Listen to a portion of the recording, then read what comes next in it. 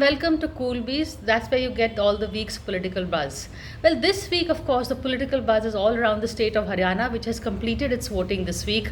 The results will be out on in the beginning of next week, on 8th of October. The question really is as to who will be the next Haryana chief minister.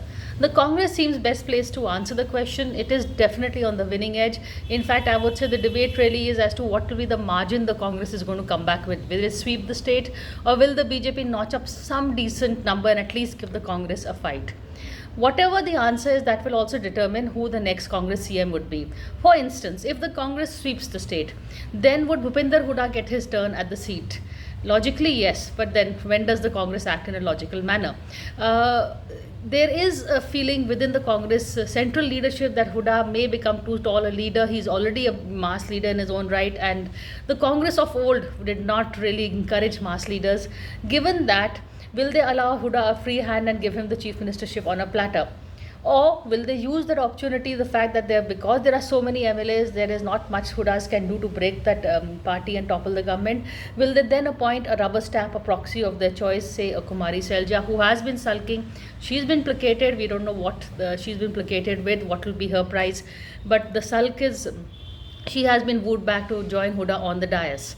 So the numbers would really decide that. If it is a razor thin majority, then Hoodas have a chance because they are the ones best placed. Most of the ticket selection was done by the Hooda, so they are best in touch with the candidates and would be best placed to make sure the government doesn't fall if it's a razor thin one.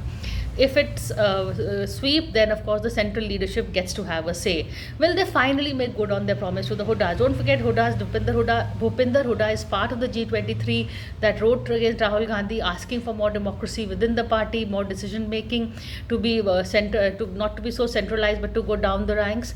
And also, I think they would have won the 2019 state election if Bhupinder Hooda had been declared a CM candidate back then. They do have a lot of hold over the ground on the MLAs and on the ground. So I think if the Congress doesn't make Bhupinder Hooda, it would be making a big mistake. But then, who knows with the Congress.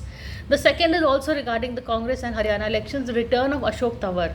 Former Youth Congress chief, he's also been a Dalit leader. He is a Dalit leader. He sulked and he left. He was part of that spate of resignations at a time when all of Rahul Gandhi's key confidants was leaving. And in fact, his departure also was a sign of the decreasing credibility of Rahul Gandhi's leadership. So henceforth, his return would be a sign of the opposite.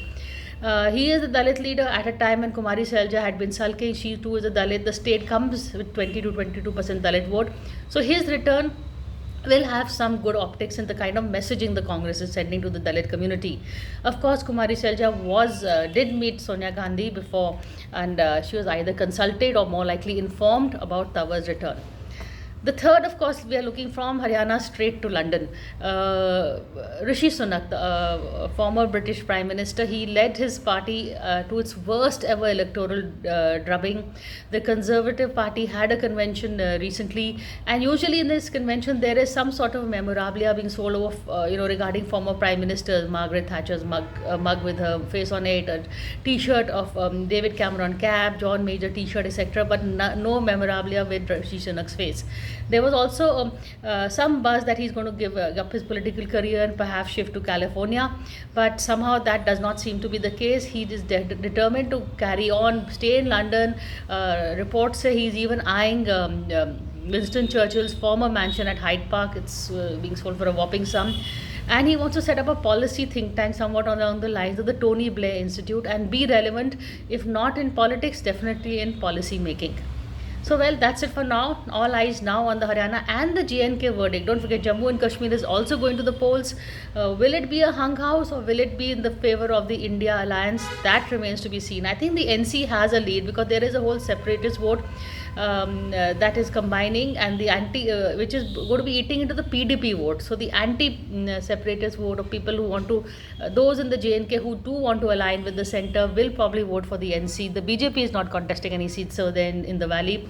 Jammu is another matter where there is a straight fight between the BJP and the Congress. Omar Abdullah has been unhappy at the way the Congress has been contesting, saying, why are you focusing so much on Srinagar? You should be actually focusing on Jammu, where you are best placed to take on the BJP. Well, let's see what happens. As a result of Omar's comments, Priyanka and Rahul both did spend some amount of time in Jammu. But we're going to watch that space. Next week is going to be a very interesting one ahead. And of course, I'll be back with all the buzz at the end of next week. But for now, that's all. Thank you.